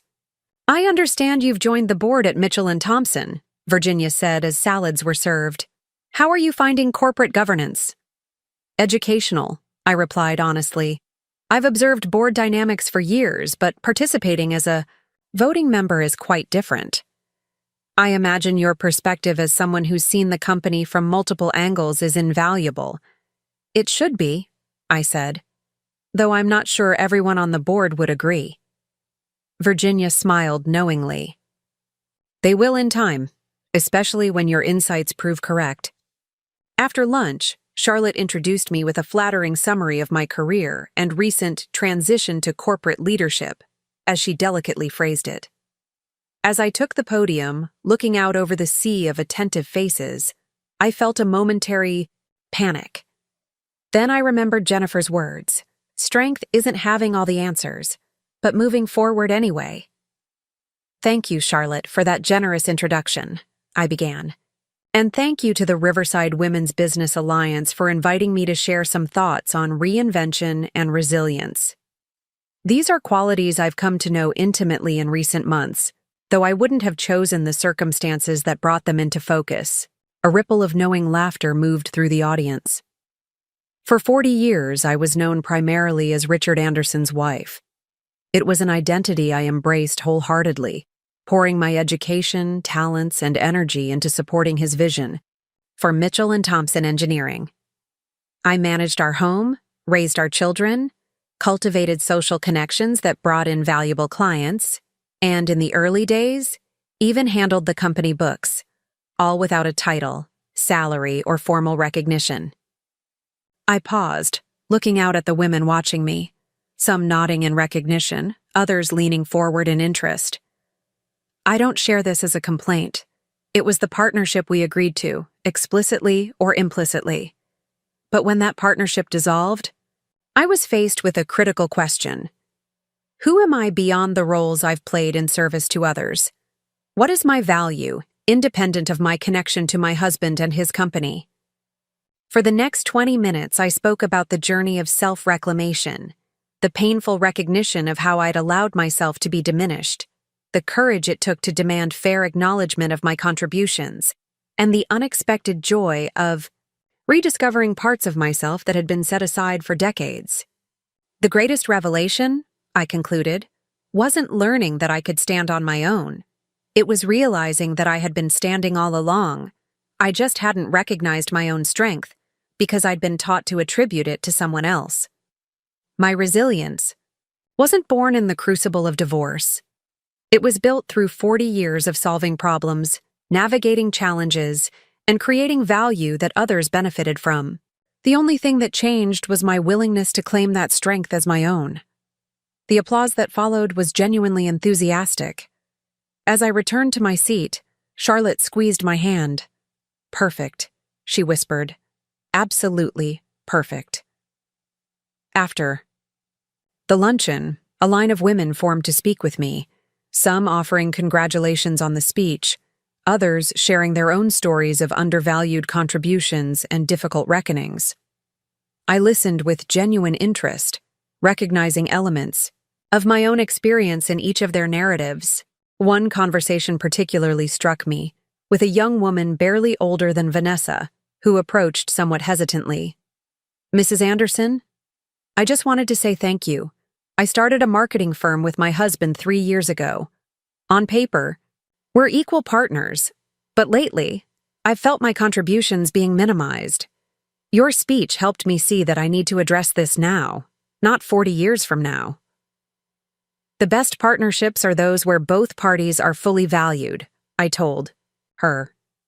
"If that's not happening, it's worth the discomfort of addressing it directly." She nodded thoughtfully. That's exactly what I needed to hear.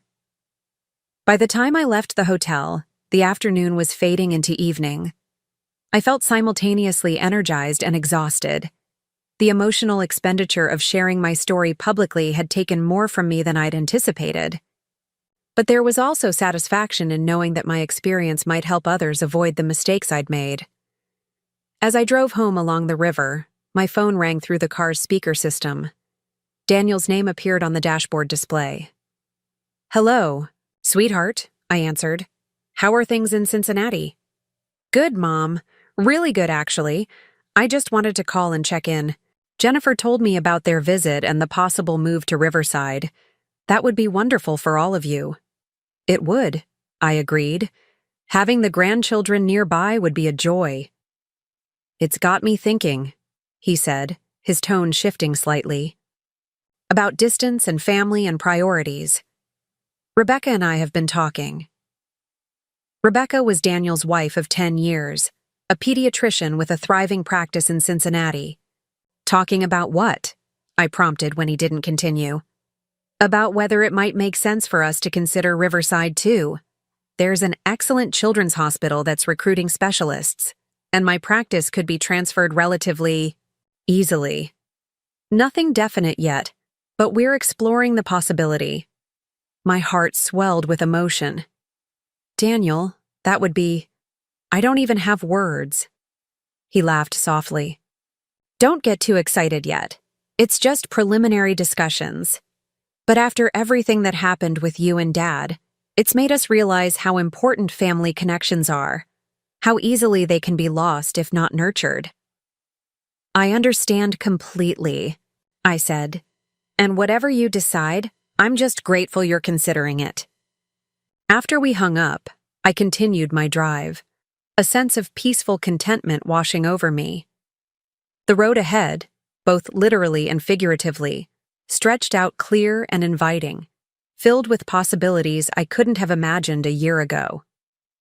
The old life I'd built around Richard's needs and ambitions had crumbled, but from its ruins, something new and authentically mine was emerging. A life shaped by my own choices, values, and desires. A life where I was the center of my own story, not a supporting character in someone else's. The irony wasn't lost on me. By leaving with everything Richard valued, my stake in his company, my place on his board, my rightful share of our assets, I'd finally discovered what I truly valued. And it had nothing to do with money or status or revenge. What I valued was authenticity, self-respect.